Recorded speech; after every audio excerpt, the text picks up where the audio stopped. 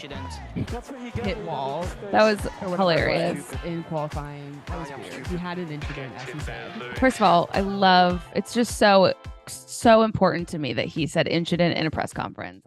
Hello, and welcome back to another episode of Fan Behavior in F1 podcast.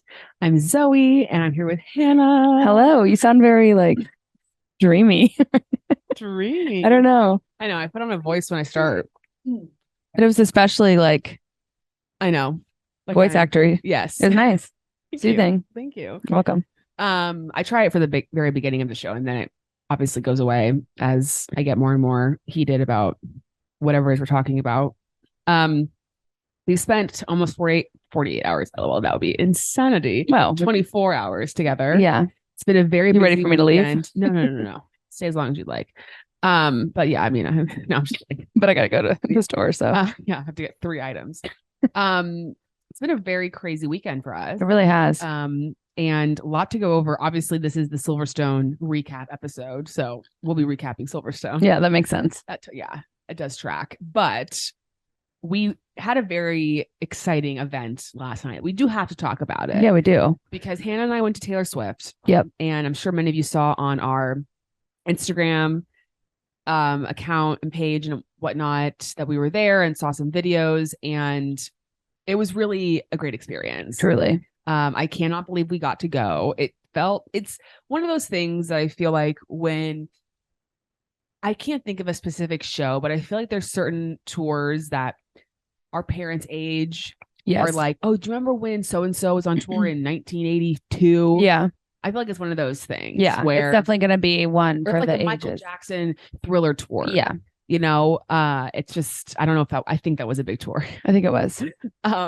Something like that, where it felt like you were living in a moment that was significant. Yeah. And, no one needs to come for it. We're not trying to compare Taylor Swift and Michael Jackson for anyone who just, you don't have to like Taylor Swift to just know in your heart that the Eras Tour will change lives forever. Well, and just the fanfare surrounding it, and how much tickets are going for, right, and the production value of the show, how long it is, very long, all that kind of stuff. Yeah, quite long. 3.5 hours. Insanity. It's so fun. Though. She's got more stamina than F1 drivers. I mean, tenfold. Yeah, because they're only going for an hour and a half. Yeah. And they're sitting down, and I know it's difficult work. We do know this. There's G-force involved in what they're working on. But so just want to give a shout out to our friend Amanda Fev, who was our first guest on our podcast way back last year. She came on to talk about Broadway, and she's the one who she got a code. She was able to snag us face value tickets, and this would not have been possible without her. Yeah, we are in her debt. Yes. Thank you so very much, Fev. We're just grateful. Mm-hmm.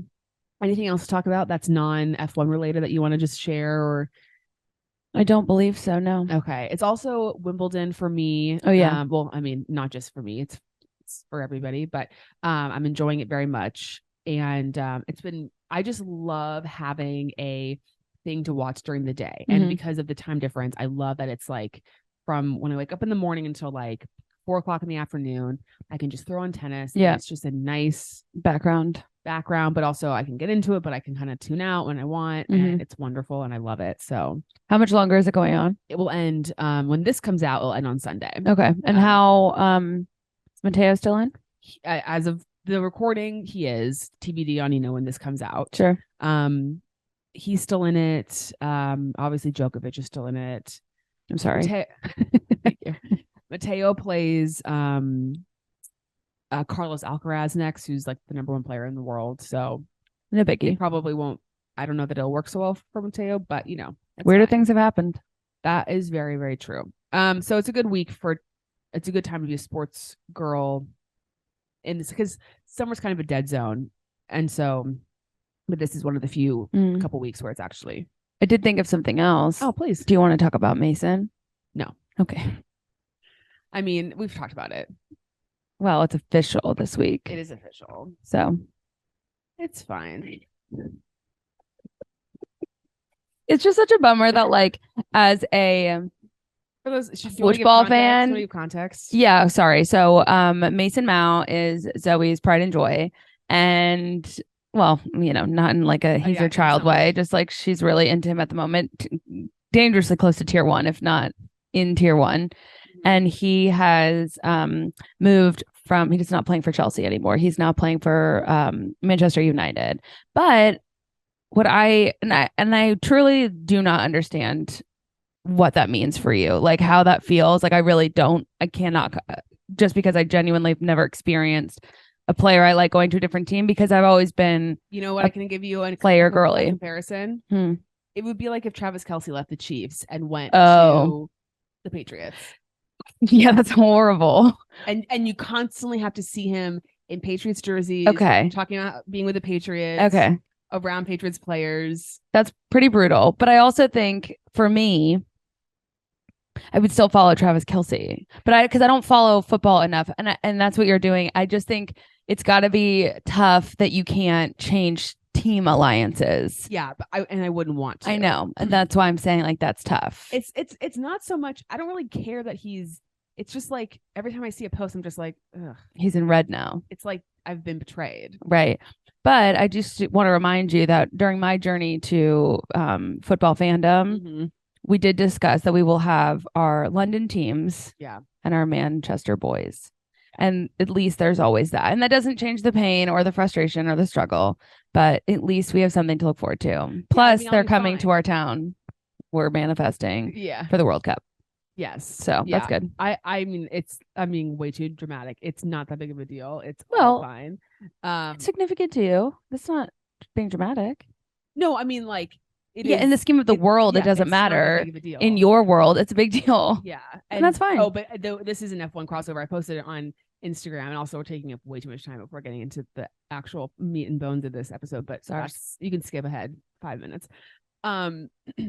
The video he posted was giving straight up Daniel Ricciardo hostage. But also Daniel Ricciardo's video when he was announcing that he was leaving McLaren. Yeah, I was severely triggered by it. Yeah, I mean the beige wall was the same. It was like somber attitude. Yeah, find a wall that was completely nondescript, so no one knows where you are.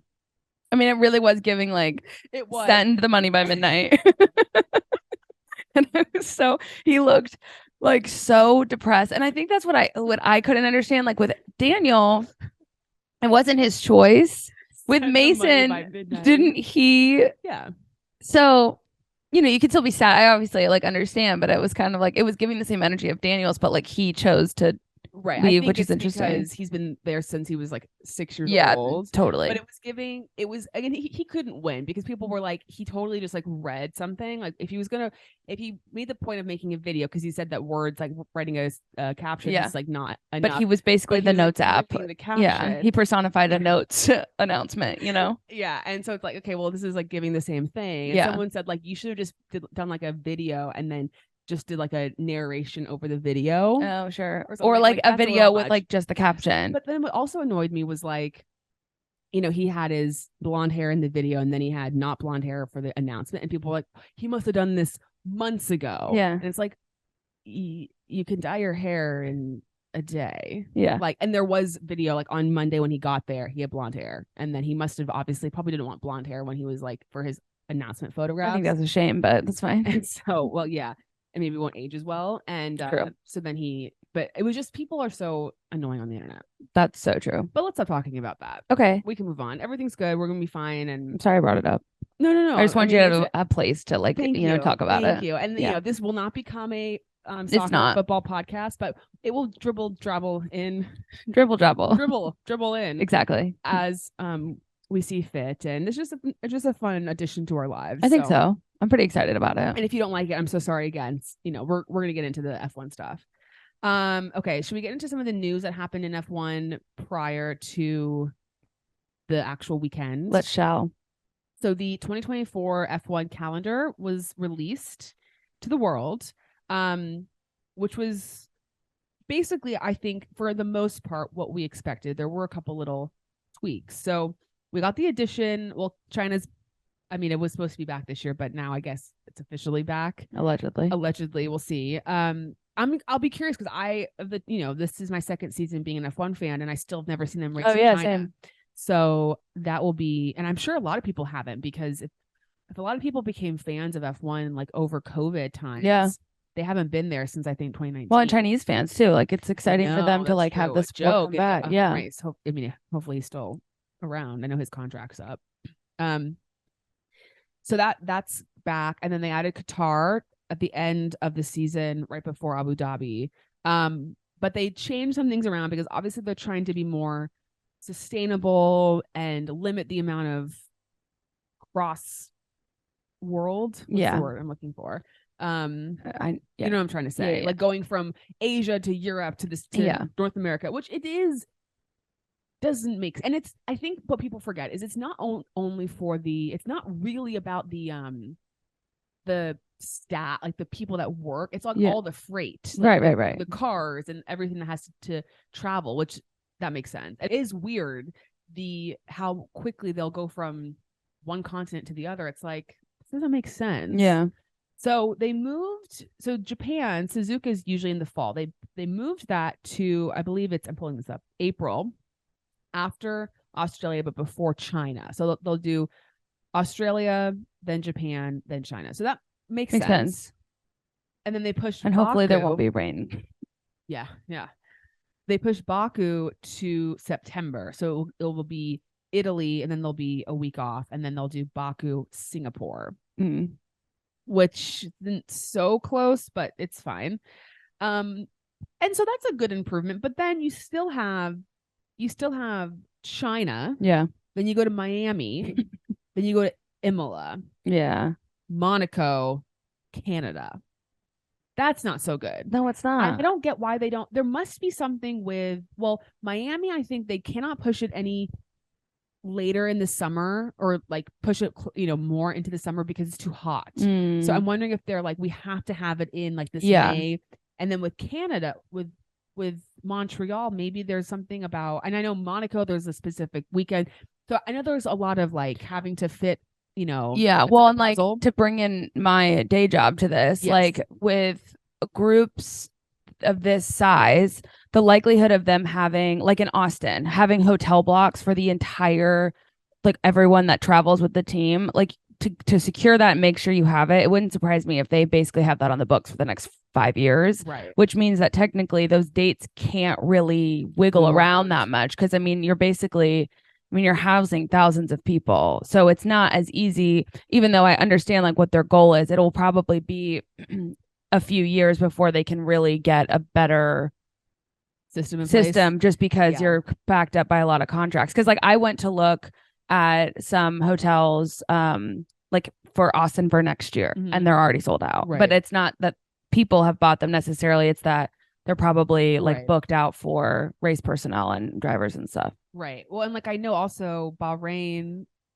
and Abu Dhabi, in theory, those should be next to each other, but they both paid to be the first and the last race. Right. So sometimes these races, they have these designated times that they are supposed to be on the calendar, which then prevents other races from being close and whatnot. But Spa lives to see another race week, or not race week, race year calendar.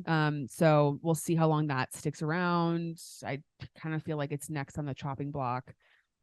Just from a safety perspective too. Yeah, it is. It has not been the best in terms of safety for sure, at least in recent years. And they just don't bring in, or they don't offer as much money. So we'll see what happens. But we do know when Silverstone is next year. We do. So that's the race that we're eyeing for. Obviously, COTA as we'll be celebrating Independence Day in Great Britain. Yes. I'm all for it. Exactly. And we know when COTA will be. So that's fun. The next piece of news is the Brad Pitt filming his F1 movie this past weekend in Silverstone. How did you feel about it? Well, it's interesting because I'm excited for it. I think we had talked about, even though he looks good for his age and like it's still we did talk about the fact that he's like older.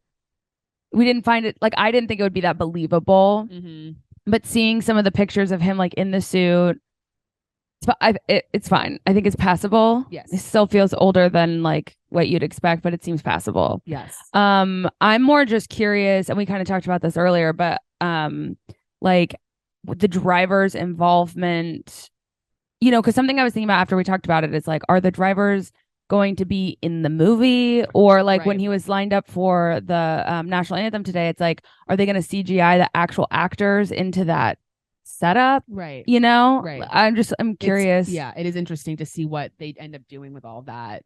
I don't know. It was weird. We were seeing the car, and did you hear that they like got sponsors? Like they like companies paid to be a sponsor, quote unquote. Yeah, well, they have their own garage for the car. Yeah, which makes sense. It's like they're going to be in a movie. It's I mean, plenty of companies, brands will pay to have their stuff in movies all the time. So it's actually kind of a fun way to like absolutely have your brand out there and like on the suits and stuff. Yeah, it's kind of fun.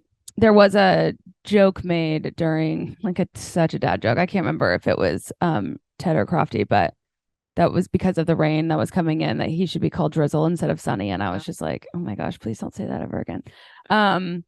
But yeah, I'm just curious. I'm really excited for the movie. Like, I think it is just kind of a fun thing that's happening. I did also laugh. I think it might have been Tony had posted.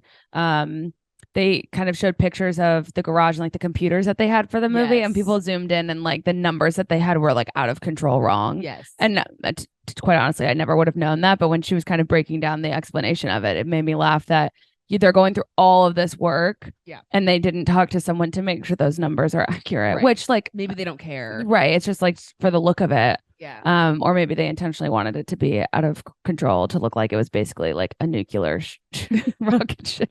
That's true. Like that's true.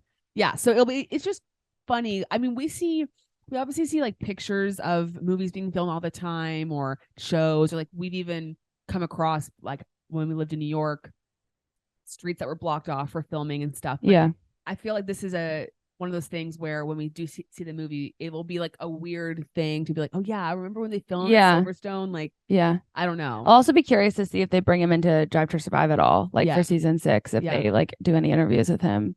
Yeah, me too. Just, I don't know. I think it'll be good though. And I just think it's wild how like we came in really at such a good time to the sport, because it's just really, I mean, there's now going to be, well, there's the Enzo Ferrari movie, but then Apex or whatever is that what it's called? I don't know if that's what it's called, but maybe. Whatever. Brad Pitt's movie. And then the Margot Robbie. Oh my gosh. Yeah. I don't think we mentioned that on here, but apparently, I don't know if it's been confirmed or if it's just like a rumor, but I thought it was confirmed. I don't want to be spreading misinformation, but there's supposed to be a Ocean's 11 prequel, which our favorite. Yes. And it's going to be starring, again, allegedly, Ryan Gosling, Margot Robbie. So good. Which Ryan Gosling really likes to work with same actors. Yeah, we talked about that. It's like when you find the right chemistry and like working relationship, like, go ahead, keep going. It's going to be them trying to complete a heist during the 1960 something, or maybe it's 1960 Monaco Grand Prix. I mean, are you kidding? Iconic. We love a heist. We love Formula One. Yes. We love Margot. And we love Ryan. And Monaco. And the 60s is like, what a fun era. The outfits are going to be out of control. I mean, the whole thing is going to be so iconic. So good. I can't wait. And then I feel like, the Gran Turismo movie. I'm not really sure, but there's just a lot. Yes. And then you also have and I haven't heard anything about it recently, but the Daniel Ricciardo Hulu F1 show, which again, I don't know where that. I'm not sure either. That's what's going on with that, but it's a good time. It's a good time to be an F1 fan. Yeah, so much content to consume. Not for like another year, but right. Well, next year's gonna be crazy. Not Daniel.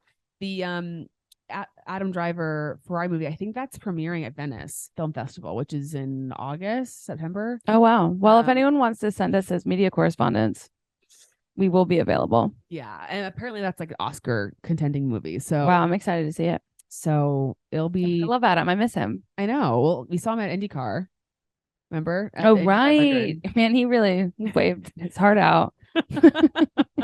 I was like, what? He was whipping that flag back and forth. I think he did say, he was like, did anyone give you advice? And they were like, just figure eights. And I was like, That's so true. Yeah, it was just the infinity symbol. Nobody gave that announcement to Tim Cook from Apple last year.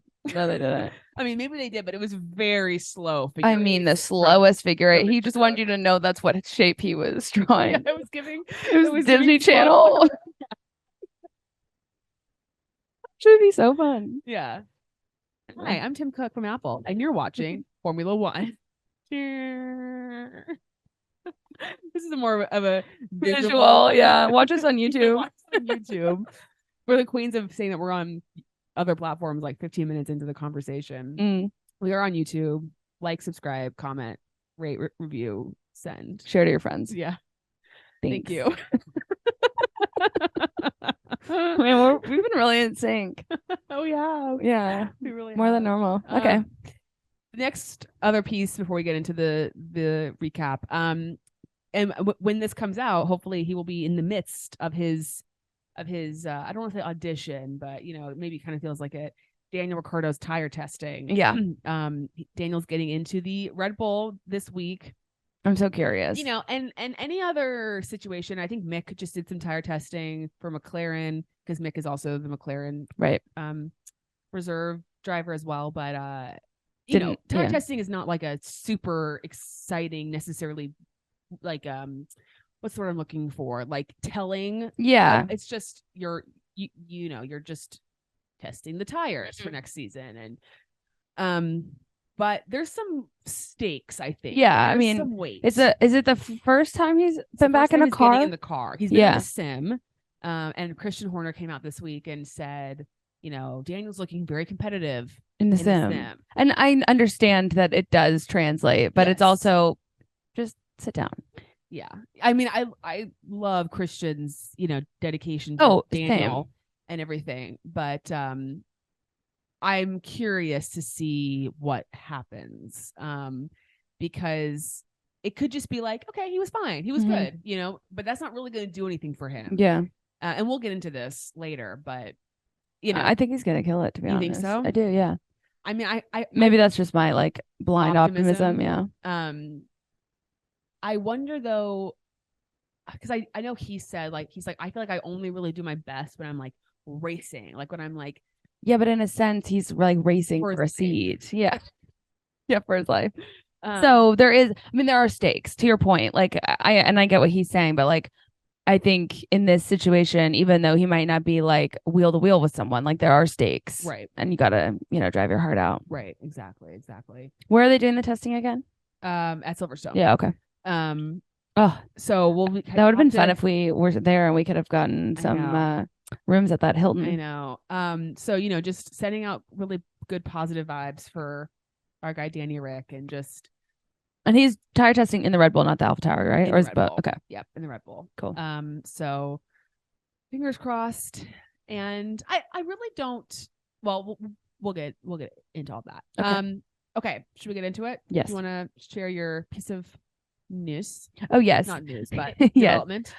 Just a reminder, Fifth Gear Garms, I don't know if you saw or have been following them, which you should be because they have the best stuff all the time. But they put out the McLaren chrome livery design, as well as the Williams 800th race. Sorry, I got a little tongue tied.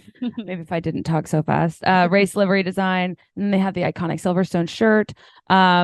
So a lot of good stuff to commemorate the weekend. If you go to fifthgeargarms.com, use code FANBEHAVIOR10, you'll get 10% off. And I'm telling you guys, the quality is and especially after wonderful. This weekend with that McLaren chrome car, let's give it its due. Let's honor it. Absolutely. And if you, Lando fan, Oscar fan, McLaren fan, I say get the car. Rep it.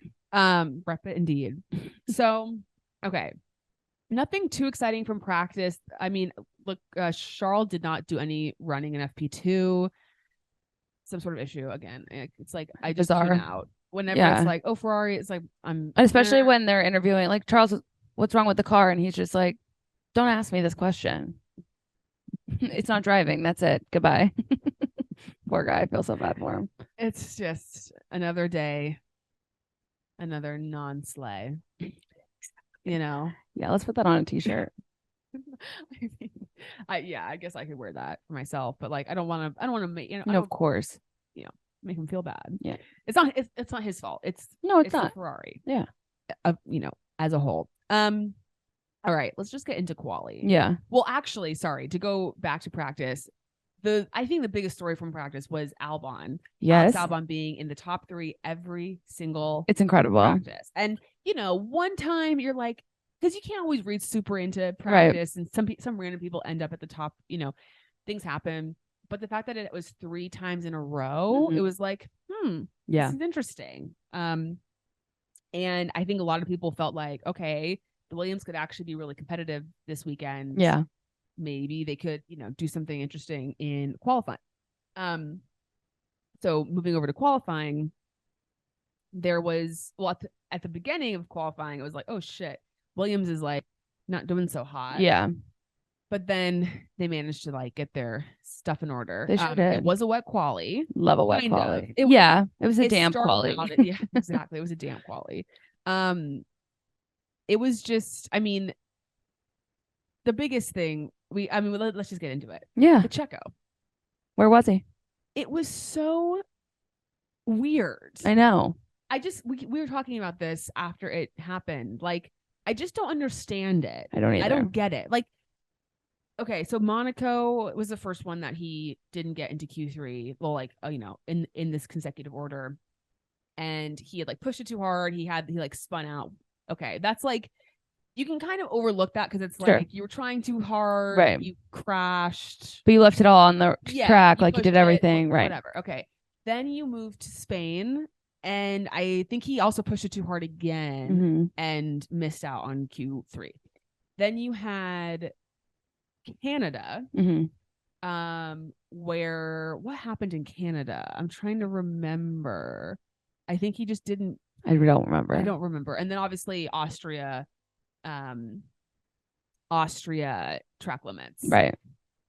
And then Silverstone, with everybody else. Silverstone, and people said this too after it happened. They were like, he wasn't on the best strategy. Like, he went out early in Q1. Like, to get a lap in, and the track kept evolving because it was getting drier and drier and drier. And by the time he needed to get in another lap, he was only on used tires, and so he just didn't have it. But it's like, I get that. And I feel like if I was a Checo fan, like with Daniel last year, you look for every reason to be like, to justify the reason why someone's not succeeding where they should be. You're like, well, it was this thing and that thing, and it's all true, right? But also at some point you have to be like, but it still doesn't make sense. It's not, it doesn't make sense. And he is in the fastest car. So I was even thinking about this too, like, even if a Ferrari, even if Mercedes, even Aston Martin, if there was 5 consecutive races where one of those 3 cars wasn't making it into Q3, that would be a problem for sure. But you have a Red Bull who's so much faster than all 3 of those cars, so it's even more of a problem. I know, it's crazy. I just don't feel like people are talking about it. I think people are talking about it, but I think it's obviously like, if it was the reverse, like if he was qualifying very well but then like losing places and doing it early in the race, it would be more of a discussion for sure. But because it's like, well, you can make up spaces and stuff, but he should be finishing. He should be finishing much higher than he has been. Agreed. It's pretty bizarre. When do you think? So the word on the street is that if they make a mid-season, well, they're not going to make a mid-season change for Checo, obviously. I mean, that's just not going to happen. Right. But, and I still don't think they're going to, because his contract is up at the end of 2024. So he has one more year left. I still don't think they're going to replace him. Like, I mean, the thing is, I feel like he's a good number 2 for Max. Right. I don't think he's going to keep having this issue. Like, it feels like something weird's maybe going on, but like he'll get it. I mean, mentally he needs. I mean, I think he'll get it situated. Like, I don't think he's going to spend the rest of the season out in Q3, or Q1, Q3. He won't be getting into Q3. Yes. Yeah. Thank you. Sometimes I get it. I know. Backwards in my head. But yeah, I don't really see it lasting all that much longer. I just think it's interesting.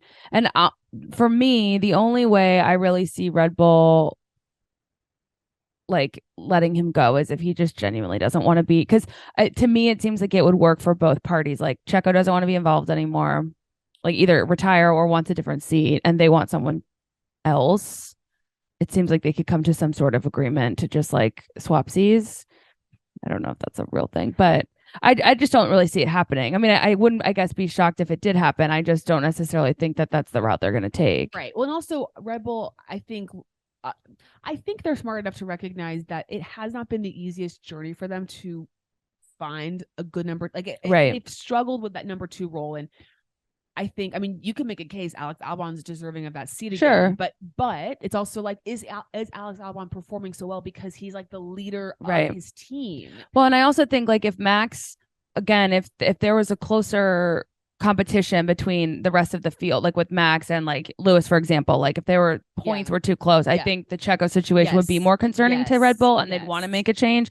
But because he's just like winning everything, it's not as much of a concern. Like it's obviously a concern of theirs, but I don't think it's like contract breaking worthy. Right. And people, I saw some rumors too, people saying like, well, Red Bull's more concerned. They're obviously not concerned about this year, but they're worried that next year the Mercedes, Ferrari, McLaren, Aston, whoever will be fighting more closely with the Red Bull, and that's when it's really gonna matter. Yeah, and that's fair. I also see people say that like Checo, they're like Checo always starts the seasons out strong because he's the cars are like more like to both of the drivers' liking, and then as the season progresses, like as they make updates, it's all kind of geared towards what Max prefers. Yeah. And so then Checo just like doesn't have the confidence in the car that he once did. I mean, and I mentioned this on Instagram this weekend. Like people are just so quick to be like, Checo's washed, Checo's done. And I'm like, you guys, first of all, he's won 2 races this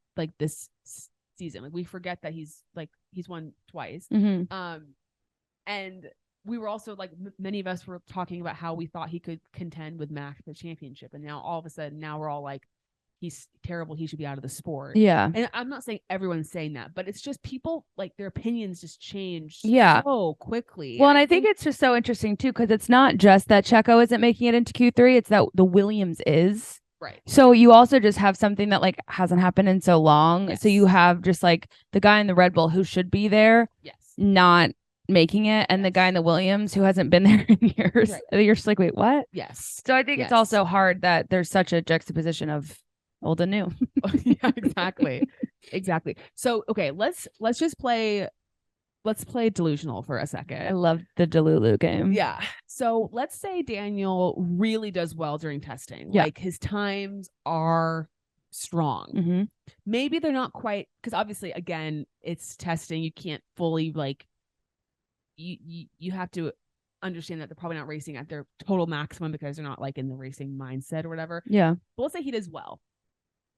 Does Red Bull consider making a change? Or is it too big of a risk?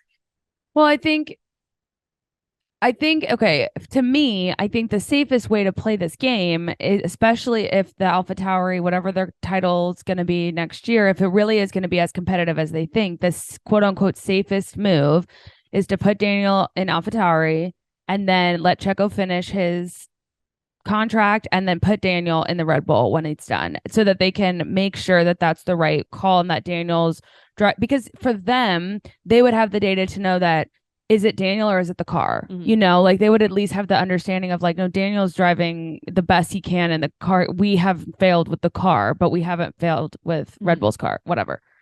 Well, they can make the swaps like they did with Pierre and Alex, whenever that was, and they could, if they decide next season, I mean, this is obviously all so hypothetical, but let's say Checo's not doing very well, and whoever, they could pick Daniel, they could pick Yuki, they could pick Nick DeVries, which they probably won't, but and they could just swap that person, swap whoever in for Checo and bring Checo down to the AlphaTauri. Yeah, I mean, they could do that. Oh, that's if they true. Wanted to. They could do that this season if they wanted. That's true. I never even think about that. Do you think they would swap Checo and Ukes? I mean, one can only dream.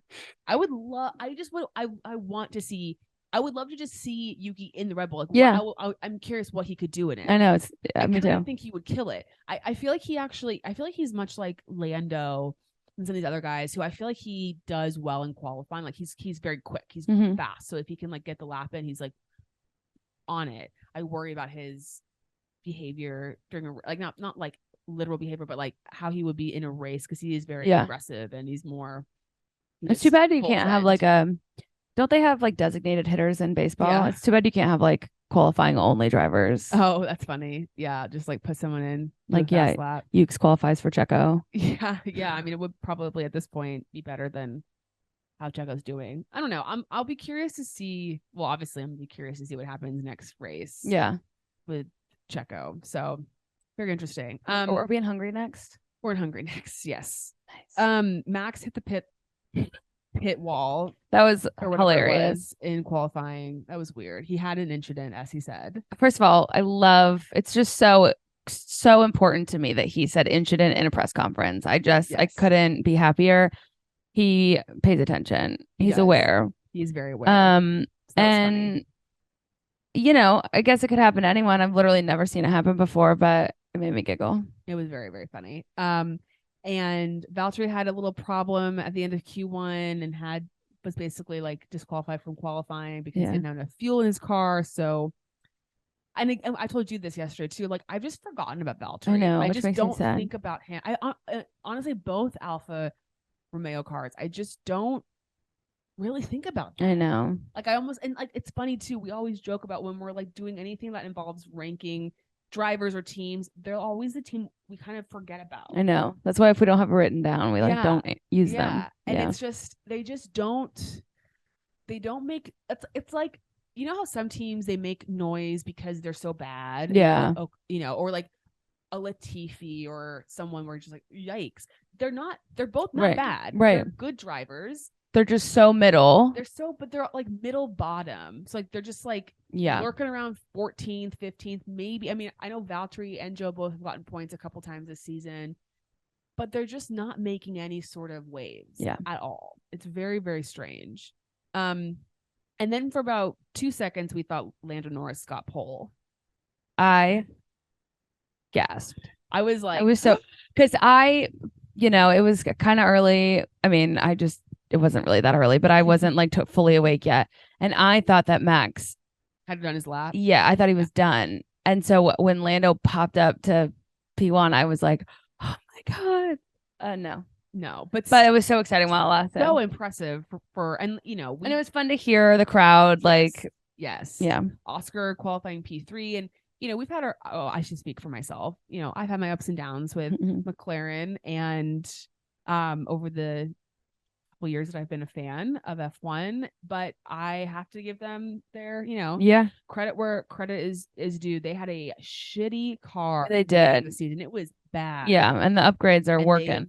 Really, and maybe track specific, sure, yada yada yada, but the upgrades at Silverstone definitely worked. Really impressive. Yeah, and congratulations to all of them. Yeah, it has to feel really good. Like, and all the people that work at McLaren, who put in all this time and effort, for sure, like to have that kind of quick leap is really impressive. Mm-hmm. I also loved when after the post qualifying interviews when Lando just said, "Yeah, it was great until Max ruins everything."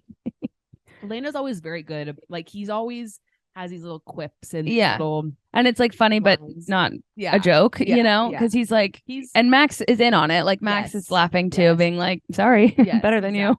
Exactly. Love it. Okay, let's get to the race. Okay. Just loved watching. We were kind of in a half waking up, half sleep watching the grid walk, but did love to see all the celebrities out and about. We saw Liam Payne. Yeah, we did. Saw Brad Pitt.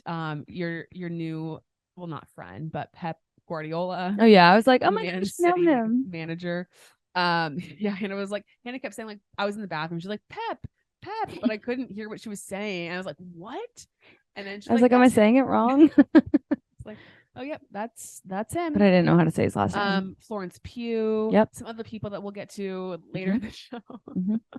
So that was, I always love seeing I feel like of the of the European races, Monaco and Silverstone bring out the most the celebrities. All right, on to the race. So right out of the gate, Lando gets the jump on Max. So exciting. It was very fun. I knew it was going to only last a handful until DRS, but it was fun. Did kind of want Oscar to just clip Max. Yeah. I mean, again, no injuries, no anything, but would have been fun. Yeah.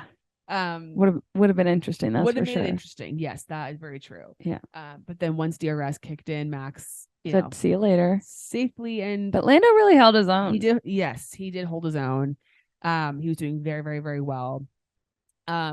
Not a lot was really going on. Esteban ended up DNFing. We actually missed it for whatever reason. It was like a very quiet exit.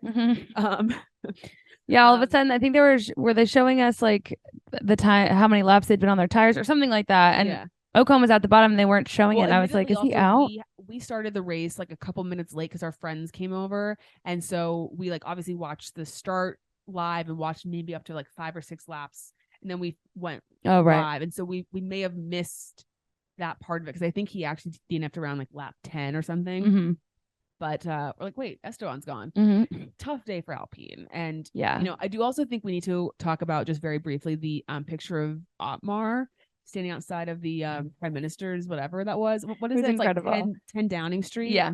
I think is that his office, his home, the prime minister? I'm not British, think it's, so. I do think it, and please correct us, but I think it's similar to the White House in that it's the residence and like the offices. Oh, okay. That makes a lot of sense. But I don't know if that's true. That is okay. Let's 10 Downing Street. At least in Hugh Grant lived there when he was the prime minister in why can't I think of the name of the movie? Yeah, Notting Hill. No, Love Actually. Thank you. 10 Downing Street is the official residence and office of the prime minister. Yes. I love that picture of Otmar. It's just so sweet. He's becoming my what would it be? I guess third favorite principal. Toto, Gunter, and then Otmar. Yeah. I mean, I also can't. I mean, he's just like so like grandfather. Yeah, or just I don't know. Favorite uncle. He's giving uncle energy. Like imagine going to like a family reunion and your uncles are Toto, Gunter, and Otmar. Yeah, Otmar's the one who you relate to the most. Just like they're relatable. Yeah, exactly. So he was probably not having a great day, but Gunter's outfit when he went to 10 Downing Street was really bold. Yes. I don't know why he went with khaki. I mean, it looked nice. And I actually commented on someone. It was giving like Father of the Bride, not the movie, but like about to walk his daughter down the aisle. Yes. But that's funny. I just didn't. Why were they there? Oh, there was like talking about sustainability, future of F1, something. Roger that. So then, not a lot more else was going on with the race. It was a little, I don't know. It was kind of not anticlimactic. There was some good like battles going on throughout the midfield and stuff going on, but it was a little bit, I don't know how you describe it. I was glad that we got, I think that to me, at least the next most exciting part, which unfortunately, the safety car. Kevin. Yeah. Barbecued his car. I mean, at one point it really did look like there was just a barbecue going on from all the smoke, but I do like the end of a safety car when everyone kind of like, zooms around again. And Oscar got kind of screwed by the safety car because he had just pitted before it. Yeah. And so he obviously missed out on that podium position at the end of it all. I think also Pierre, which didn't end up mattering, but he also, I think, pitted right before the safety car. And it was a little risky because the safety car happened and I think it was McLaren and Ferrari. They both went on to hard tires and people were like, why have you done that? Yeah. Why have you done that? And it did seem initially with the restart because Lewis was on softs. Yeah. And it was like, ooh, shit, this is going to be bad for Lando because Lewis is on softs and he's on hards and, but held his own. And as we found out at the end of the race, Lewis's tires, Bonham tires are gone. Yeah. He said. They had some nice little battles though, the two of them. Lando he drove the hell out of that car today. I saw someone say that Zach afterwards said some comment like, it's nice that Lewis or not nice that Lando was racing with a driver that's like, I should find the actual quote. He basically was saying like Lewis, it seemed like he was giving props to Lewis for being a like clean driver. It was almost as if he was alluding that like it wouldn't have been that way if he was racing a different driver. Like George? I don't know. I don't know. It was interesting. It was interesting. I I would love to know like more context behind that. I'm gonna try to find it. Hold on. Give me un moment. All right. But yeah, that was a fun little British on British crime. Well, just yeah. No, it was fun. And it was impressive because I did think regardless, like have Lando and Lewis would have been up there together, but I was impressed with how Lando held him off. Yeah, I can't find a quote. That's but okay. Anyway, it doesn't matter. And then obviously Max was like often, P1, but he wasn't so far away. Like right. Like all the other times. Yeah, because he was, I think the gap was like what 3-ish seconds. Yeah, and I also understand like the safety car probably did pull everyone obviously closer together. So but even before that, yeah, it was still pretty close. I mean, there's been races where he's 20 seconds ahead. Right, exactly. So that was actually it's definitely going to make things interesting. I'll be curious to see how McLaren does in the next couple races and if it was a track thing or right. Yes, exactly. Aston Martin was kind of just like meh there, like not. Lance was up to no good. Oh my God, we'll get into that. But I'm pulling up the order. Yeah, so it was Piastri in 4th, Russell in 5th, Checo in 6th, Alonso in 7th. So yeah, it does seem like Aston Martin is definitely. I mean, maybe they're not going down as much as it's other teams that are going up. We had this conversation today. Like last year, you had obviously Red Bull, Ferrari, and Mercedes that made podium. And you had just one time one other team made a podium, and it was McLaren. Yeah. Lando got that podium. That was it. This season, you have obviously Red Bull, Mercedes, Ferrari, but you also have Aston Martin, Alpine, and McLaren that have all gotten on the podium. And you have an Aston Martin car that's gotten on the podium multiple times. Right. So it's that. I mean, and I get the whole like it's annoying Max wins all the time. It's annoying that Red Bull wins all the time. But the rest of the field, it's like, wow, this is really close. Yeah, it's a lot more mixed and I think it actually until we had that conversation earlier, like I hadn't put it in perspective, like how much we've actually had other teams on the podium this year. And like, yes, it's all, usually been Red Bull or always been Red Bull winning. No one else won, right? Yeah. And I think it does help that Checo's been like having so many qualifying issues because he hasn't been able to in contention for second or third. Yeah, I mean, I guess first. I think he got third last week. Yeah, I got third last week, but like it's always like, but it's like up for grabs, right? Whereas obviously if he qualifies well, it shouldn't be up for grabs, right? But that third, there's always a podium place that you're like, who's gonna get it? Mm-hmm. Whereas I feel like past seasons it's been like, well, it's gonna be either Carlos or Charles, or it's gonna be Lewis or whoever. That was kind of fun. And Ferrari was just like around. But yeah. What else is there to say, Matt? I mean, there's just not. It's I don't know. I didn't feel like we really heard from them. Didn't really hear from them. Just pittering around. What did we see? Yeah, 9th and 10th. 9th and 10th. At one point, we were laughing because it was like they were freaking chasing Williams. Yeah. Battle for 7th. They were in the battle for 7th. It's just those midfield battles are so humbling to watch sometimes. I know, especially when it's like, I mean, that one's okay. It's like kind of funny because it's Ferrari for 7th, but at least it's for points. When it's like battle for 14th or 17th, you're just like, funny. Why? Yeah, it's like, all right, I don't know that this is that important. I mentioned this to you also before we recorded, but George like asking about if Lewis had pitted, and like yes, and he was like, dang it, or he was like so concerned. I know it. And it's like, it's okay, George. He's also kind of been a little not as, I don't know. I feel like he kind of, not that he's been good. He's been good, but he hasn't been I feel like last season we were just like George and Lewis, like, yeah. And I feel like it's pretty, like, it hasn't been as close of a battle as it once had been. So I don't know. I'll be curious to see what else happens with that as the season progresses. Yeah, it's interesting, the two of them. It is interesting, the two of them. So then we had Florence Pugh did the checkered flag. Figure eights, which was fun. After the race, Carlos and Pierre had a little moment. I don't know if people saw this on Twitter. We were sent it by a lovely follower listener on Instagram. There was this, and unfortunately in the interview so Carlos was in like the bullpen area being interviewed post race, and it was in Spanish, so I couldn't really hear what he was saying. But Pierre comes like back from behind. Does he poke him? It looked like he kind of poked him on the shoulder and then was just like, and he pointed his finger at him and was like scowling. Yeah, and I think he said, what did we find out that he said? Like, don't push me off like that or something like that. Or don't push me like that. It was weird. And what did he say? Poor baby or something? Like, I can't remember. I think Carlos said back to him, like, poor, I don't know. But, and we've always heard them say, like, don't judge us by who we are on race day. Yes. And I get it. And honestly, I'm here for. But if you guys remember, Pierre was asked to list his top 3 friends on the grid, and it's Charles, Yuki, and Carlos. And I really hope Carlos hasn't risked his place on that top 3, because that would just be devastating.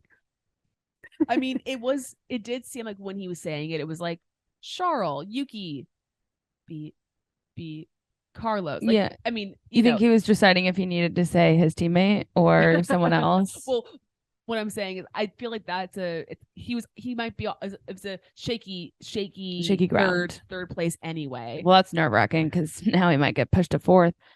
He can't handle losing any more places. That's so tough for him. Yeah, big time tough. So then we also decided we wanted to add a new segment to our podcast. So if anyone saw was it qualifying or practice? I can't remember, but David Crofty had I know that's his name, but it's a formal. Had a shirt on, and was it just pictures of? Yeah, it was just Ted's face, and then on the back it said "To Sex Ted." Yeah, which SECS as in seconds, which you all know this. Yes, because obviously whenever Ted is doing his sort of like on the ground reporting, and then like something's happening, Crofty always goes, sex Ted. Yeah, to sex Ted, and they cut, And so we decided that we wanted to create a segment called To Sex Ted, where we just allow ourselves to irrationally one of us to complain or just like go off on something that we don't like about the week, the race, whatever it is. And we have to preface, like, this is just like, it's not based in fact. State, yeah. And it is logic goes out the window for this one. And we just get to rant basically for, well, it's going to be more than 2 seconds, but a short amount of time. And then we move on. Yeah, but Crofty usually talks for more than 2 seconds. It's like morning pages, people say, like, you just like write and then you forget it. Yeah, like, you write it and then you burn it, and then like it's off your chest. Yeah, just go. So I guess they don't record them forever on YouTube, but maybe that's anyway. We'll give it a whirl, and if it starts to shoot us in the foot, we'll move on. So mine this week is Lance Stroll. Yeah, I'm coming for him. I'm so annoyed. He literally ruined Pierre's race, and so therefore he's on my shit list. But also just, I don't know. I know. I'm just over him. It's tough. I know I like Lance. Yeah. I do like him. Yes.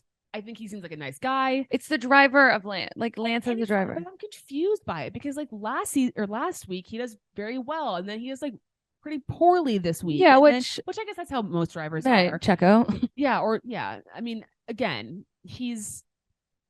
I think the Nepo driver, whatever thing, it's true. But I also think it's a little bit unfair. Agreed. Because I think he is a good driver. Right. Is he good enough to be an Aston Martin currently driver? I don't know. But I was annoyed by him today. Yeah. And he bothered me. And he bothered Pierre. And so Zoe is gonna and Carlos did too. So maybe from the streets. Am I gonna have to go and like fight Carlos too? No. I mean, Lance did a lot worse for sure. I mean, he ran into him. I mean, yeah, Carlos just, I don't even know what Carlos did. I don't even remember seeing it, but Lance ran him off the road. Yeah, he was a 5-second penalty. I'm so glad we're on video now. Look like an idiot. That's my. But yeah, well, and it's also just hard because there's an element of, I think a lot of these drivers have an arrogance to them that is required for the sport that they participate in. But there's and not that I think there's a lot of similarities between arrogance and entitlement. But sometimes I feel like the stuff Lance does deep within, like, again, I'm therapizing, but it's just like he gets what he wants, which means if you're in his space, he will push you out because that's the mentality that he has. Now, I'm not saying there's any factual evidence to that. Right. But I think that's where sometimes it gets frustrating because it's just like, you don't get to do that. Right. And then because of the, everything starts to snowball from that because you're like, you shouldn't even be here. And whether that's true or not true, it just becomes he's a very easy person to be frustrated with because of the what. I know what you mean. Yes. Who, what, where, when, why. The reason he's in the sport. 5 W's and 1 H, whatever it is. Huh? Who, what, when, where, why, and how. Oh, yes. Who, what, when, where. Yes, 5. Like a birthday party invitation. Yeah. I'm thinking more of like report card or like report in school. You get to see book report. Yeah, or whatever. Yeah. Tangents, our favorite thing. Mm-hmm. That was good first 2 secs, Ted. It does sound weird. Like, well, here's what I think we need.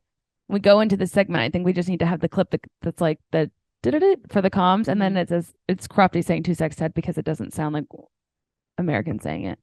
I guess. So yeah, Lance. It doesn't sound weird when he says it. You have a chance to redeem yourself, but make it quick. It's hard to say. Hard to say. Exactly. All right, time for the pyramid. She's like, don't bother me. Yeah, sorry. All right, bottom of the pyramid. Kevin Magnussen, number 1. Not really to any fault of his own. Just no, but for your car to just stop working twice in one weekend is horrible. This is the issue with the Haas. It's just unreliable as hell. I know. It's really because Nico was it last week? Because when it's running, it's great, but when it's not, I mean, it's not great, but it does well. It's fine. Great. They could be on podiums as long as they didn't just shut off. No, but but it just blows up. And does it ever happen to Nico that it shuts off? Yeah, remember I yeah. I'm sorry. I think it was last week. I just feel bad. I feel like it's like most of the issues lately I feel like have been with Kevin, or it's just that like Nico always does better, frequently does better than Kevin in qualifying and has like been performing better. Anyway, it's a bummer. Yeah, it's tough. So better luck. Especially knowing their history, it like makes me tense. Suck my balls, mate. Exactly. That's the history. I mean, that's the history. Next on the bottom is Checo. Yeah. Okay, race. Okay, 6th. You're in a Red Bull, mate. Yeah, not the best, but and qualifying disaster is a disaster. So you got it so bad. I just tough luck out there. And then the final bottom of the podium is one Miss Cara Delevingne. Do you want to go into this? Yeah, I do. So I don't know if any of you have ever seen the interview of Cara Delevingne when she was doing, was it Paper Towns? Was that the book or the movie that she was? Okay. And look, my thing is actually, let me give you context in case you didn't watch the grid walk. So Martin Brundle, he is a relentless man. He gets what he wants, sort of, or he tries to. He will go do whatever it takes to try and get the interview. Yeah. So he goes up, he sees that Cara Delevingne's there. And it appears she was with Alfa Romeo because the man that Martin asked was like, can I talk, whatever, and the guy said she doesn't want to do interviews. He was in an Alfa Romeo shirt, and so I'm under the assumption that she was with Alfa Romeo, although I cannot confirm at this time. Okay. And he said she doesn't want to talk, and he was like, you know how he goes. He goes, I'll get her to talk. And as the conversation is happening, she's just saying, the thing is she's polite-ish. Like, she was not rude. She didn't completely ignore him, but it's sort of the tone. And I don't know if it's like the British in her, but there's just the tone of like, sorry, no. And he's just like, well, I mean, if you're on the grid, and I don't disagree with this fully, but it's like, if you're on the grid, like, you're basically agreeing to be interviewed. And she was like, sorry, not, whatever. And she just kind of was sassy about it. And in my opinion too, like, this is all live TV. So everything you're doing right now is still going to be televised. Yeah. And while I respect that you don't want to be interviewed, you could do something else than doing what you're doing right now.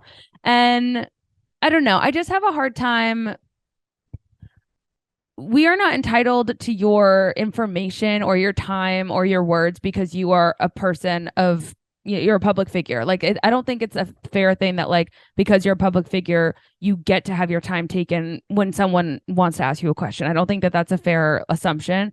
But I also think when you're putting yourself in a public space like that and then just sort of disrespectful, I mean, it was just kind of rude the way she handled it, I thought. And I just think it's frustrating. And I was also thinking, if that list that Will Buxton like broke the internet about really exists, then either Martin ignores it or she wasn't on it. And so it's kind of like, if this poor sweet Alfa Romeo man, I'm sure he's great at his job, but like no one is safe around Martin Brundle. Right. Anyway, it was very frustrating to me. I also just think people should know, like you brought this up too, Martin, he's only ever asking like, who are you here? Like, who are you rooting for? Right. Like, it's all very safe stuff. Safe conversation. It's and would have taken the same amount of time as that's the time that was taken by her saying, no, I'm not going to be interviewed. And if you, and I don't want to play like gatekeeper or whatever. If you were a real F1 fan, you would know that he, but it's kind of like, do your research. Like, this is an icon. Like, it is like a cool thing to be, at least in my opinion, to be interviewed by Martin Brundle. I would run to Martin Brundle and be like, please interview me. Yeah, talk to me. Please ask me questions. Yeah. So anyway, it's iconic. And like, it's kind of like one of those things. I'm trying to think of an example where if you just like play along, it's the internet you will be in the good graces of the internet, because people will be like, that person was like so fun and participated in the, like, when there's like red carpet interviews and things, and just the ones that like participate, it's like you get so much more goodwill by doing that than if you were just like, no, like, I don't know. Well, and I don't think, again, to your point, like, he's asking, are you excited? Who are you rooting for? Like, that's typically the conversation. I don't think he's not asking Cara Delevingne about her relationship or who she's wearing or, any of those things. He wants to know why you're there, who you're there with, and move along. Exactly what celebrities often like are mad about when they go on red carpets, like, because they're asking about their personal life. Yeah, or he does the opposite of that. Like, just asking about my work. Yeah. It's like, well, you're coming to an F1 race. They're just going to ask you about being at the F1 race. Right. Like, you're here. Talk about it. I mean, we've said there's like a couple of times where he tries to maybe stir the pot or absolutely whatever, but it's never to a point where you can't. Well, and it's with someone he has knowledge about. Yes. Sorry, he doesn't have a lot of knowledge about Cara Delevingne. I would just assume. That's a great point. Like, it's with soccer players or like other athletes that he like has knowledge of, and he's trying to stir the pot. Like or like Kylie Minogue. right, exactly. Exactly. He has like a history. With them to some degree. Yes, you're exactly. Anyway, right. So ran over. Yeah. It just bums me out because then who's the guy? His name, I think his first name is Sam. He was on TikTok. He like blew up during COVID on TikTok. Yes. He went up. Him and Martin were talking right after Cara. And I mean, it made his whole life that he was talking to Martin Brundle. It was the sweetest thing. He was talking about who did the national anthem today? Oh, Damian Lewis. Yeah. He was talking. He was like, does F1 know? He like didn't want to spoil it. He was like, do they know who's doing the national anthem? And he was like, yes. And he's like, oh, Damian Lewis, I was just talking to him. He's going to do so well. He was just so excited because I think he did the national anthem last year. Oh, okay. Anyway, it was, again, juxtaposition between old and new. And it just, the ones that are there that like participate, play along. Yeah. We always are like, that was so fun that so-and-so was just like, it's having a laugh with Martin Brundle. I don't know. And I guess it's like, it's just awkward too watching it on air. You're just like, okay. Vegas people better freaking do their research. It's going to be so. It doesn't even matter. It's just going to be a bunch of Americans who are willing to answer all these questions. I know, but I hope they are willing to answer the questions. I think they will be. Anyway. I hope so. Keep doing your great work, Martin. Oh my gosh. Martin Brundle doing a grid walk on the Las Vegas Strip is going to be so unhinged. I hope he's wearing like glow stick necklaces.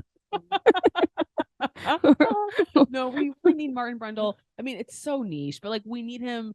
He needs to be like the next chicken shop Amelia. Oh, we sure. Need him at, like Vanity Fair, Oscars, red carpet. We need him at like for sure. Red carpet. Oh wow, they would be so confused. But that's so amazing because he wouldn't know who half the people are. I know. We need him on like Met Gala red carpet. You know who how funny. Might know who he is. Anne Hathaway. True. She could put a good word in for him. Yeah. That's what we need. Like the Martin Brundle transition into pop culture. Yeah. I would personally love to see it. So there's a free tip for you guys. Yeah, that'd be so funny. It'd be so funny. Okay, back to the pyramid. Middle of the pyramid is the Williams. Alex Albon again finishing the points. Yeah, they are looking. It doesn't seem like I'm excited. No, it doesn't, because Logan was up there too. Logan, yeah, got to give credit to Logan. Finished P11. Good stuff. Very close to the points. He still has not yet scored points this season, but I don't know. I think it's gonna come down to Red Bull and Williams by the end of the season. I mean, it'll be interesting to see who we think is gonna get points first, because the two people that have not scored points yet are Logan and Nick. I think Logan's gonna get points first. I mean, it's certainly seeming like it. Oops. Whoopsie daisy. And yeah, so that will be interesting. But great job by Williams, and fun to see them doing well. Yeah. And then next middle, and I don't know that he's deserving of the middle, but it's fine. That's where we put him. Lewis.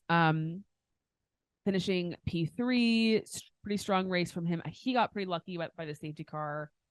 Was able to take Oscar Piastri's positioning, but solid race and fun to have two Brits on the podium. Yes. I think that was a great moment for the fans. Yeah, it was good for Silverstone and and the morale of the teams. It was just like we only acknowledge. I mean, again, Max won, whatever, great for him, but it's like sometimes he just isn't there. Yeah. Great photo opportunity. Lando, Lewis, another juxtaposition of old and new. Amen. Amen. I hope not only older driver, younger driver, but old McLaren, new McLaren. Old McLaren, LL. Both a bit sassy. Yeah. What else is a comparison? We don't have to keep going. Oh, their merch. Their merch. Yep. There's so much neon in the stands. They both live in Monaco. They played golf together once. He was really excited about it too. Lando. Yeah. Yeah. He was really excited. Yeah. He was like, and the cool down room. I mean, fun. Yes, it was so really nice. good. Like they were just so jovial. Lando brought like a nice icebreaker. A good icebreaker. Yeah. Because both Lewis and Max like Lando, and Lando likes both of them. Yeah, and I think Lando was just pretty mystified that he beat Lewis. Like, yes, and you could see in his eyes, like he was just like, I can't believe I've done held this. Him off. Yes, exactly. Yeah, it was really sweet. Max and Lewis are kind of less. I think because they recognize. Well, Lewis recognize. I mean, I'm sure they both do, but Lewis recognizes that he's not fighting with Max. Right. It's like there's not that tension like there would be if they were fighting for P1. Yeah. So they can kind of just be like, haha, remember that, that was a funny turn or whatever. Yeah. Yeah. But I think it was the most I've seen Max smile in a long time. Like they looked like they were actually having a nice time. Yes. Can you imagine if it was Max, Lando, and Daniel? Fun. The laughs. The jokes. We had some laughs. Pranks. Laughs. That's a 1D reference for you guys. Oh my God, such a good video. That would be fun. I love that interview video. What would be the dream cool down room threesome? And I'm gonna say current grid. Yeah. Like if we could get like a 5-minute. See, it's interesting because cool down room is different than what I would want the podium to be. That's so interesting. That's a great question, that one. And this is like you're gonna get a 5-minute conversation where you're gonna get to hear everything they talk about. But yeah. Just for the cool down room. I think it might be who it was today, but like being able to like really hear the conversation really because Lando, I think, is an important neutral party for a lot of them. Like I do think he gets along with a lot of them. He's cheeky enough. I mean, he kept saying on air that Max ruins everything. That's funny. Yes.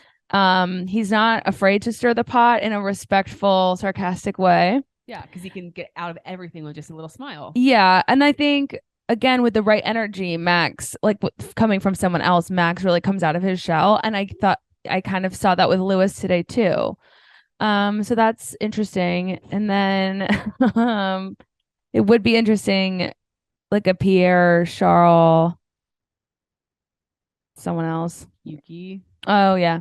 Yeah. That'd be good. I also think a Lando, Pierre, Yuki. Yeah, that'd be good. Would be because Lando and Yuki would bring some sort of weird unhinged energy. Mm-hmm. I wish they did stay in the cool down room for longer, and I wish they put that audio out as a podcast every week. Would be funny. And then top of the pyramid is McLaren. Yeah, they're for obvious obvious, reasons. I mean, huge weekend for them. Again, ups and downs with the teams in general, but very exciting stuff. I bet Oscar's thrilled to have had that kind of performance. I mean, and again, we forget he's a rookie. Yeah. He's doing very, very, very well. And, yeah. You know, it's difficult as a Daniel fan. Yeah. But it is it does go to the, like, it's amazing what changes when the car gets improved. Like, as silly as that sounds, it's like Oscar was really at the bottom of the pack for a lot of this season. And then all of a sudden they bring these upgrades and he's qualifying P3 and getting he got P4 today. Yeah. I mean, strong race. Bonkers. And I think they did make the right decision. You know, again, as hard as it is to admit, they made the right decision in letting go of Daniel and getting. Well, I think Daniel would have driven this car. Okay, maybe not. Yeah, I don't know. It's hard to say. It doesn't matter because that's not the life we're living right now. But hopefully this is a sign of more good things to come for that team. So best of luck. All right, your fan. Yeah, so it's kind of random, and I feel like I've never noticed this before, so it may have existed and it either wasn't on the coverage we normally watch or it's brand new. But there were like these tickers at certain viewpoints above the car to say who it was. Can't tell you how helpful that was, because sometimes it's hard to see. Like, you have to, like, at least for me, look at the leaderboard to understand. Okay, it's an Aston Martin behind a Ferrari. Okay, so it's XYZ person. Well, even the announcers sometimes will be like, oh, like the last time where they thought it was Yuki, but it was Nick. Yeah. Or like that happens. Or like, oh, it's Charles Leclerc. Oh, it's actually Carlos Sainz. Yeah. They frequently mistake the two cars. Yeah, because it's, I mean, like, I feel like on the Mercedes, it's very easy just because there's either the neon green or the neon blue. And their helmets are pretty recognizable. Yeah, but some of the other ones are they're kind of hard to figure out. Like, I think on Carlos.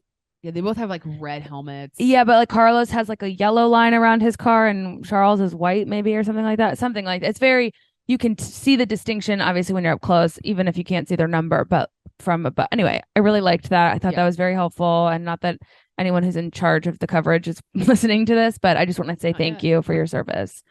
Very helpful. That was good.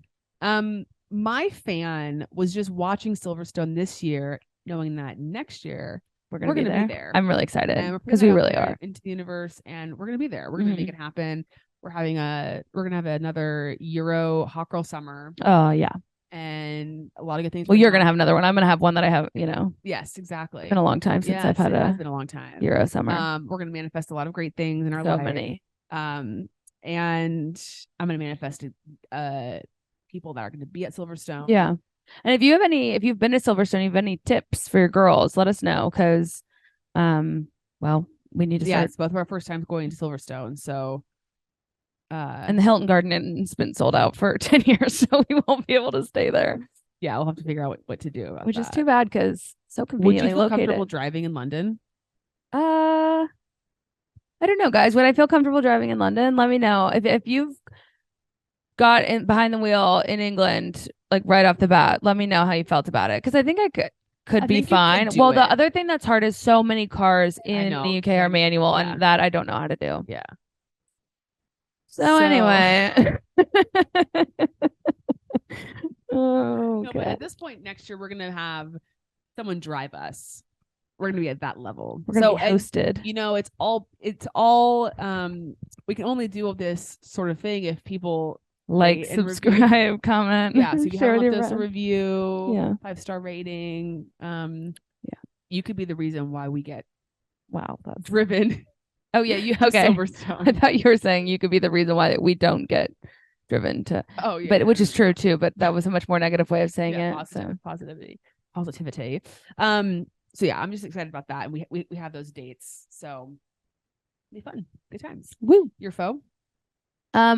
So it's like foe adjacent. Liam Payne was interviewed today on the Grid Walk, as well as his father, which just really set me back. His father looked exactly like he did in the One Direction documentary, and Liam looks quite different.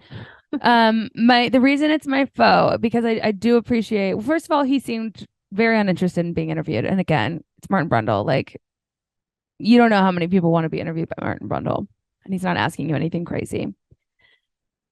But it's the wrong member of One Direction on the grid being interviewed. And I know we got Niall, right? Yeah. Well, was he this year? No. I'm just saying, and like he's been interviewed before. I don't know if he. Yeah, I don't know if he's. But I need Harry Edward Styles to be on the grid with Martin Brundle desperately, and I feel incredibly sure that will never happen. Yeah. But I'd like it to happen because I'm curious about his interest in F1. Like, obviously, we know he wore the Daniel Ricciardo shirt, which broke, which was crazy times. Yeah. But I am curious about his like really truly where he stands as an F1 fan. Like, is he just like a super casual F1 fan, kind of follows it? Yeah, but I mean, even the most casual fan can go to a race. That is true. But he's not like looking to be like see like I think those people are like they're like wanting to be, you know. Yeah. And that's the other reason I get so annoyed when they don't allow themselves to be interviewed by Martin. Like, you are here for work. Yeah. You are taking photographs and tagging people on your Instagram who hosted you here. You're on a work trip. You're there for which is why when we saw all those people at the iHeart Festival however many years ago, I felt like it was an okay thing to ask them for photos because they were there for work. Now, that doesn't mean that was true or not because we're not iHeart, but well, yeah, and it's like, you got oftentimes you're brought there because a team sponsored you, right? Or not sponsored you, but hosted you, invited you. So like, you're like, I'm here with. I mean, we do joke about this all the time. That people that are like, I'm here with so and so, but I'm rooting for whatever, or like you have to pretend like, I love Max. Yeah, you know, because I feel like Red Bull seems to be the best team at inviting people. Yeah, they're good. They also have the most money, so they probably have the most. But it's just like every weekend, it's like this person, that person. But it's just I don't know. It's very. Anyway, we can only hope. Yeah, I mean, we really can only hope, and I'm pretty sure it just like wouldn't happen. I'm curious, like, does Harry like? I don't know that I don't see him as is he a sports fan, like a real sports fan? That's a good question. I don't know. I know he's a Manchester United fan. I said in quotes. Oh, you're saying it for the audio people. I'm like, I know, I watched you do it. But it's because he's from Manchester. I mean, you know, right? No, what I'm saying, I don't know that he seems like the type of guy who's just like, I don't really watch sport. Like, I don't really care about those types of things, which is fortunate. I actually think he likes American football more than. But like, have you ever seen him at a game? Like, I'm just saying, like, we don't ever see him. No, but he talked about he's like a big Packers fan. You know, you've seen the tat. Yeah. Yeah. I hear what you're saying. You know, he's probably a sports fan. Like, I used to be a sports fan before I had a sports podcast. Right. I know. How crazy is that? Yeah. Maybe if I got him to watch the docuseries. I'm sure he's seen it. I have to imagine. Yeah. Anyway, it's just a bummer that like Harry Styles will never be on the grid walk. Next year at Silverstone, he's going to be there. You're right. How silly of me to forget. He's going to be there along with. I just started sweating. Along with what else? Everyone else. Mason Mount, Declan Rice, Jack Grealish, Saka, Taylor Swift. I don't say Taylor Swift. Taylor Swift. Wow, it's gonna be so fun. Adam Driver. Nice. Tom Holland. That's actually the only likely one out of the bunch we just listed to be at Silverstone next year. Mason Mount. Oh, fair. Dev Patel. How's he doing? I feel like we talk about him like once a month. And every time I forget about him, every time I get excited to hear his name, and I still don't know how he's doing. So, it's not F1. If anyone knows how Dev's doing. Yeah, we love Dev Patel in these parts. He's a king. Yeah. My foe. Oh yeah, sorry. Is that so? We had our friend. We watched with two of our friends, but one of our friends, Taylor, she she's like a casual F1 fan. She's watched Drive to Survive. She tolerates us talking about it. Enjoys us chatting about it. She knows who the drivers are. Yada yada yada. But she has only ever watched 2 races in her life. One of them was her first race was Silverstone last year. So obviously Carlos won that race, crazy race. And then she watched Brazil, which another crazy race. George won. And so she had never seen Max win a race. Right. And in fact, the 2 times she's watched, she saw first time race winners win races. So we felt like for Silverstone this year, we were like, let's get Taylor to watch the race with us because maybe her good luck will rub off and not only will Max not win, but we'll get a new race winner. Yes.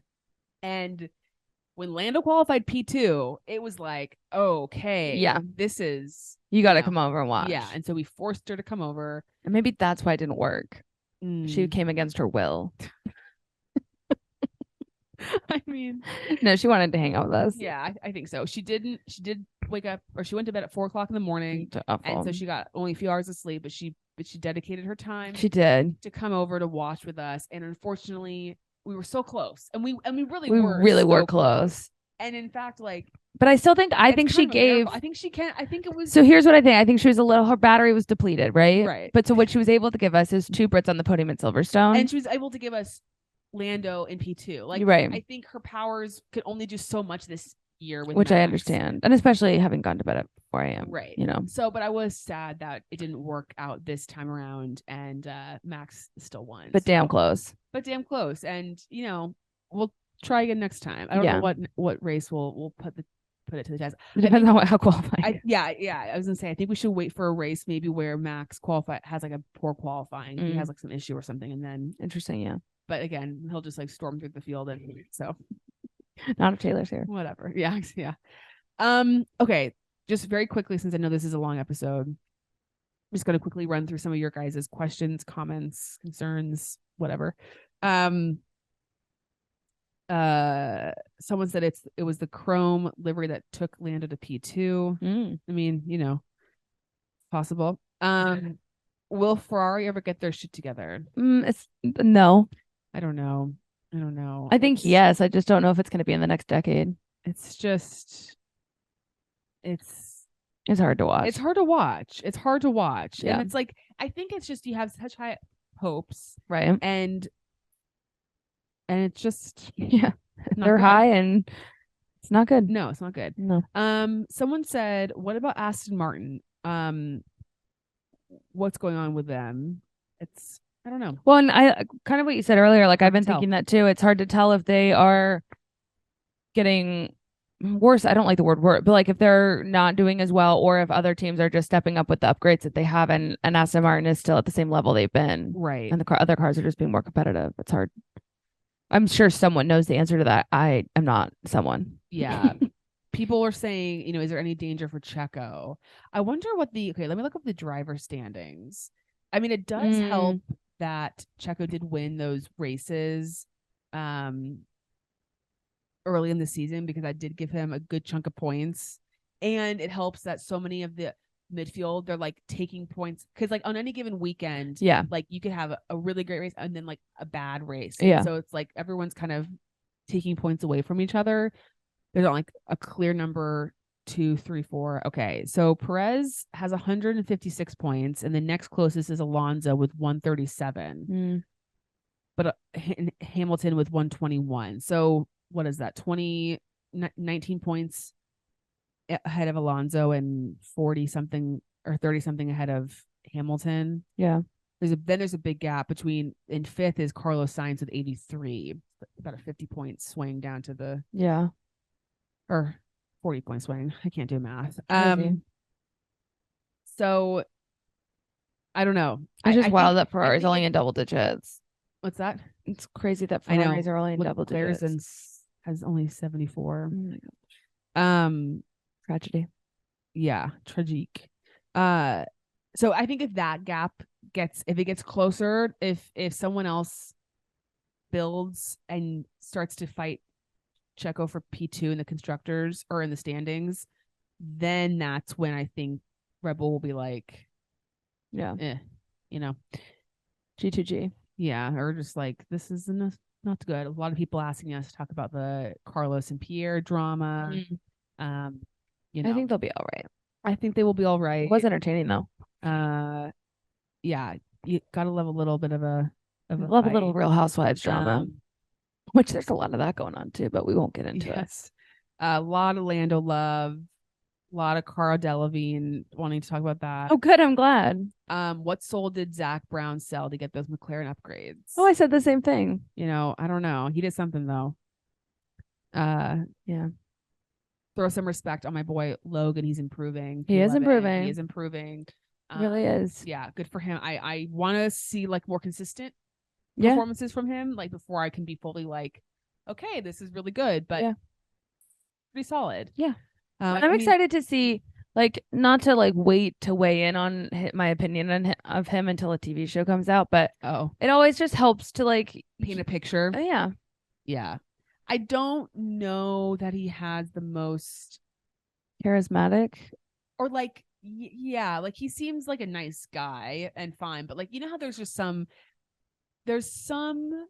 F1 drivers who you're just like, you like a whole episode should be about you. You have the personality, like a Daniel, a Yuki, whoever, where it's just like it makes sense. And then you have people, even like a Charles Leclerc. I love Charles Leclerc, but like, and he is funny. But like, there's just some drivers who it's like you don't have the personality that always translates well, like on camera, as much. And I don't know that Logan. I feel the same way about Oscar Piastri. I don't know how. But I just feel like I've barely seen them even interviewed and stuff, you know. And that's my own. Like, I'm sure the teams have content that I could consume, but I have to watch Yuki drive a big truck. Yeah, we just watched the Max and Yuki racing the monster truck. It's so good, which is funny. And then we watched Daniel and Yuki's shorter than the tire. Yeah, Max goes, what does he say? I'm racing the shortest F1 driver. Yeah, and Yuki goes, that's not true. Then we watched Yuki and Daniel racing the small boats. So good. The Unserious Race Series. Yeah, Yuki's P1. Yeah, he is. Good for him. Anything else we want to add before we end this lovely podcast? I don't think so. It was a great week. Great weekend. We got an off week next week. Yeah. So that will be great to have a little bit of a reprieve. Yeah. But we'll have a good time, do some fun things. Exactly. Then we've got Hungary and Spa, I think, and then we've got a little bit of a summer break in front of us. Silly season. Yeah. So I don't know that it's gonna be that silly, but we thought that we didn't actually think that last year. We didn't think it was gonna be as silly as it was. Yeah. But it'll be interesting. I feel like there's always something. There's always something. I mean, there will be something. I think would be shocked for Nick DeVries to keep his seat. Yeah. So there will be a shift. But he might be the only one. Mm-hmm. But we'll find out, and You think Colton Hurd is coming in? If Andretti can get on the grid, he's coming in. He's coming in. TBT. And you were just like, he's not. If you know. Brad Pitt got a super license before Colton Herta. Yeah. I mean, it was off, but then it was looking kind of likely. And it actually, he would have been in the seat instead of Nick. Oh, interesting. If Helmut Marko could have his way. Well, he did have his way. He got Nick DeVries, but yeah, silly man, wasn't the one he wanted. All right, guys, thanks for listening this week, and we'll see you guys next week on Shantae.